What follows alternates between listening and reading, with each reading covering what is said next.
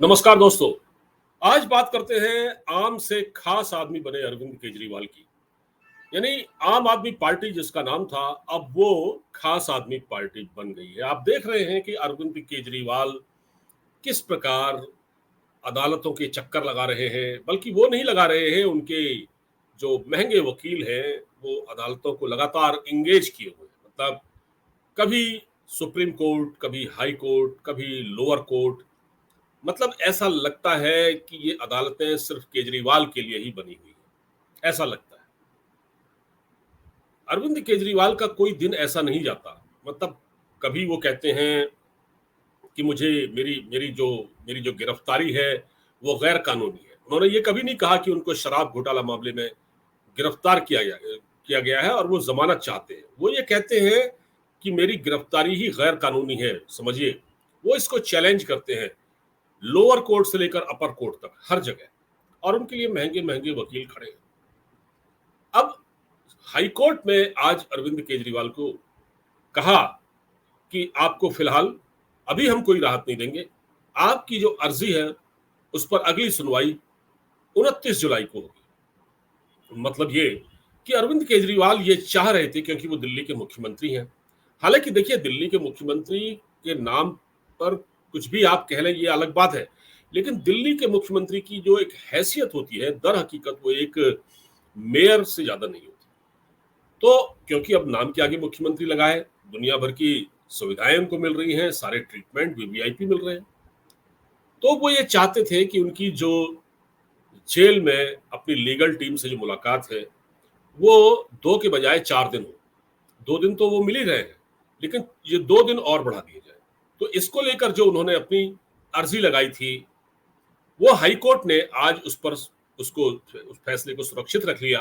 और बल्कि ये कहा कि अगली सुनवाई जो है वो 29 को होगी। तो अरविंद केजरीवाल को दरअसल एक झटका लगा है। लेकिन दोस्तों, जो हालात मुझे लग रहे हैं फिलहाल, जिस प्रकार केजरीवाल को राहत पर राहत मिल रही है, और लोग कह रहे हैं कि एक व्यक्ति को, एक अरविंद केजरीवाल को राहत पर राहत, और एक आम आदमी को जो वाकई एक आम आदमी है, जो इस देश का वीआईपी नहीं है, जो एक वाकई आम आदमी है, उसको अदालतें तारीख पर तारीख देती हैं। आपने वो किसी फिल्म का एक डायलॉग सुना होगा, तारीख पर तारीख। ठीक है। तो जो अरविंद केजरीवाल को राहत पर राहत, और आम आदमी को तारीख पर तारीख, कैसे उनको तारीखों को लेकर भटकना पड़ता है, अदालतों की ठोकर खानी पड़ती है, दरअसल ये समझने वाली बात है। और दोस्तों, जो इस प्रकार अभी जो हमारी अदालतों का जो रुख देखने को मिल रहा है, उससे बहुत सारे सवाल तो उठे हैं। और जो पब्लिक के बीच एक मैसेज गया है, वो भी कोई अच्छा मैसेज नहीं गया। अब देखिए ना, एक मुख्यमंत्री एक मुख्यमंत्री हेमंत सोरेन भी था, जो कि मनी लॉन्ड्रिंग के मामले में जेल में बंद थे। एक ये भी है। तो यहां पर आप ये देख रहे होंगे। अच्छा, इससे पहले अगर आपको कभी याद हो या नहीं है तो आप याद कीजिए, उस वक्त भी सोशल मीडिया उतना ही था, और वो नेता भी ऐसे नहीं है जिनके पास पैसा या पावर नहीं थी। बहुत सारे नेताओं को जेल हुई, लेकिन अपने जेल जाने को किसी ने इस तरह ड्रामे में तब्दील नहीं किया, जो रोज ड्रामा हो रहा है, जो रोज खबरें बन रही हैं। क्योंकि मीडिया इनकी मुट्ठी में है, क्योंकि सारे अखबारों को, टेलीविजन चैनलों को इन्होंने पैसे देकर उनका मुंह बंद कर रखा है। आप प्रेस कॉन्फ्रेंस देख लीजिए आम आदमी पार्टी की। आम आदमी पार्टी की जो प्रेस कॉन्फ्रेंस है, वो आप ये देखिएगा कि आम आदमी पार्टी की जो प्रेस कॉन्फ्रेंस है, उसमें जब अगर आपको कभी जाने का मौका लगे तो आप देखिएगा कि कोई भी पत्रकार, कोई मीडिया कर्मी उनसे क्रॉस क्वेश्चन नहीं करता। अव्वल तो वो प्रेस कॉन्फ्रेंस करते ही नहीं है। अब उन्होंने एक नया तरीका ढूंढ निकाला है कि वीडियो जारी कर देते हैं। अब तो सुनीता केजरीवाल भी वीडियो ही जारी करती है।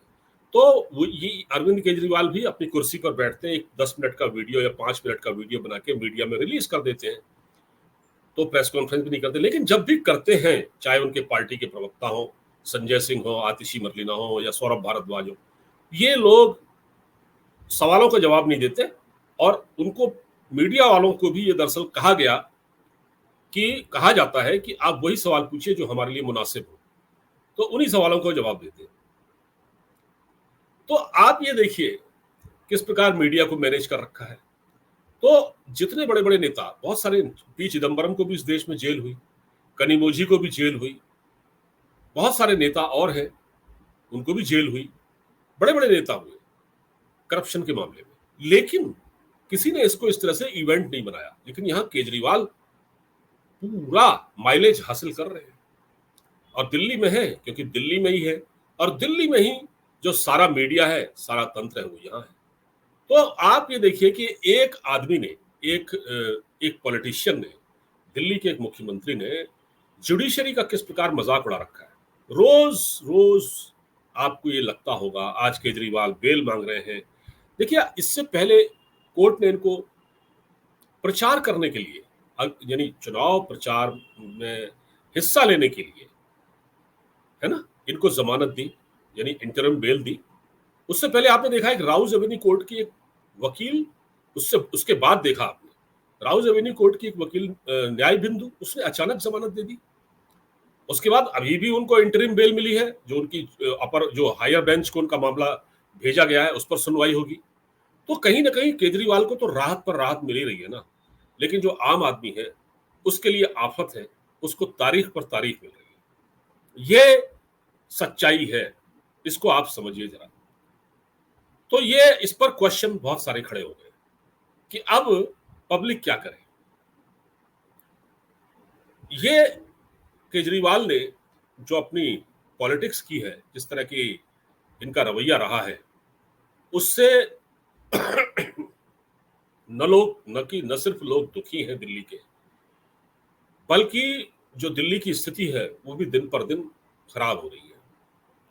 अब मैं आपको थोड़ा सा एक क्लिप अगर कहें तो मैं सुनवा देता हूं। तो मैं एक क्लिप आपको सुनवाता हूं जो सोशल मीडिया पर वायरल हो रही है, उसको जरा सा सुनिएगा और आपको यह समझ में आएगा। मैं आगे उसके बाद बात करूंगा, जरा इसको जरा सुन लीजिए आप। तो अरविंद केजरीवाल तब क्या कहा करते थे और आज क्या कहा करते हैं, ये इनकी जो सोशल मीडिया पर एक क्लिप है वो वायरल हो रही है, देखिए।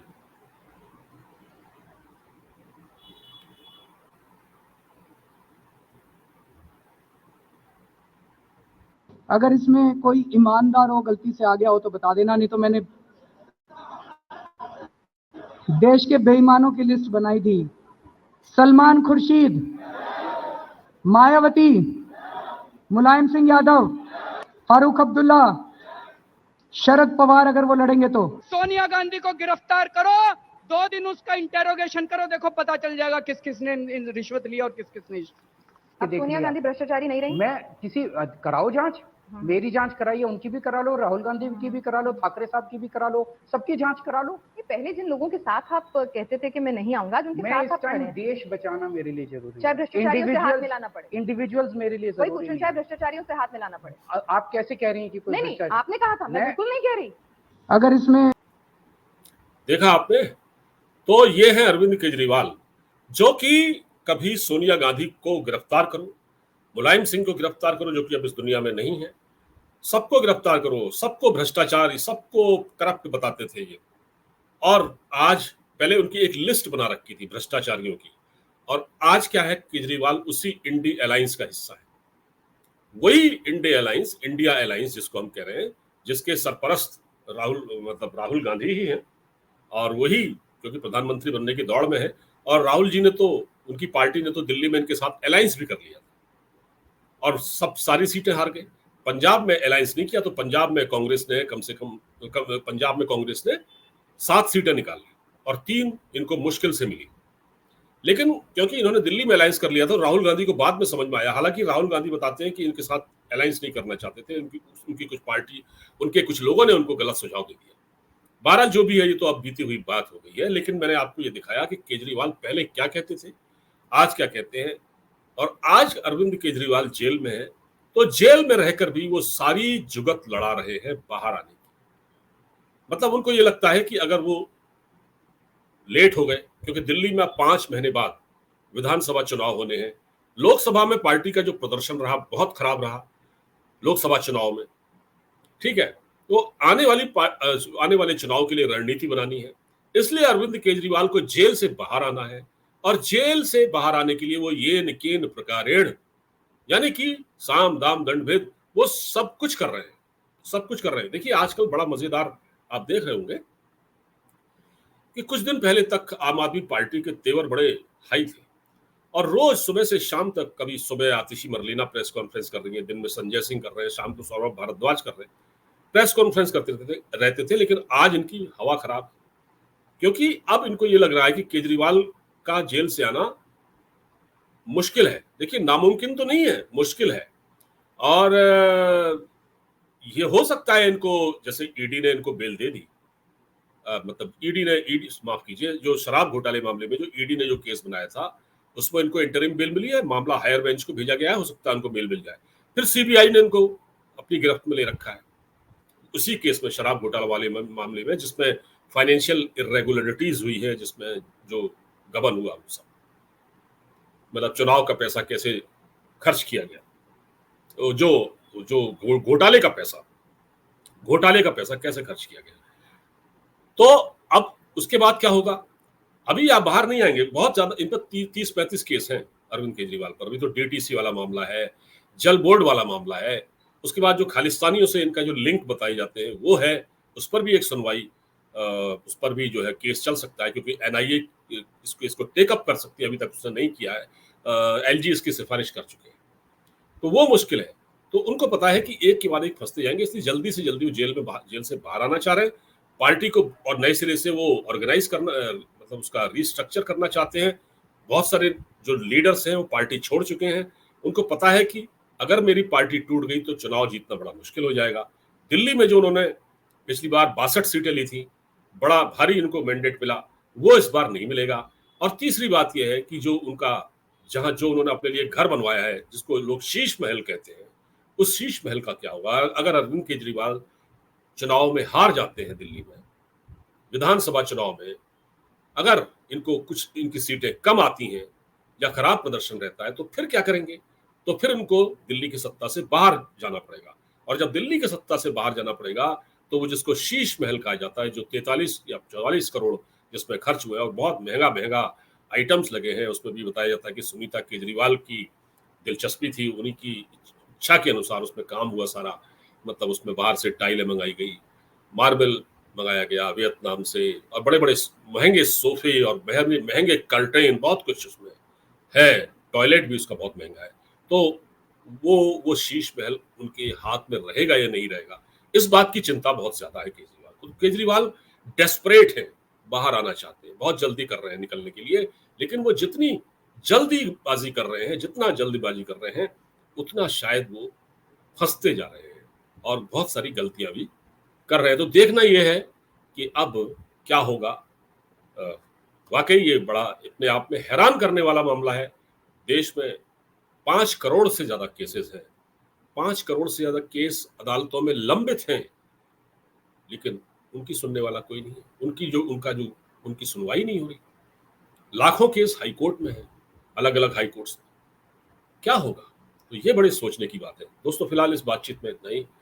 वीडियो को आप ज्यादा से ज्यादा शेयर करें, अच्छा लगे तो चैनल को सब्सक्राइब करना बिल्कुल मत भूलें, लाइक का बटन दबाना मत भूलें, और वीडियो को ज्यादा से ज्यादा फॉरवर्ड करें। नमस्कार।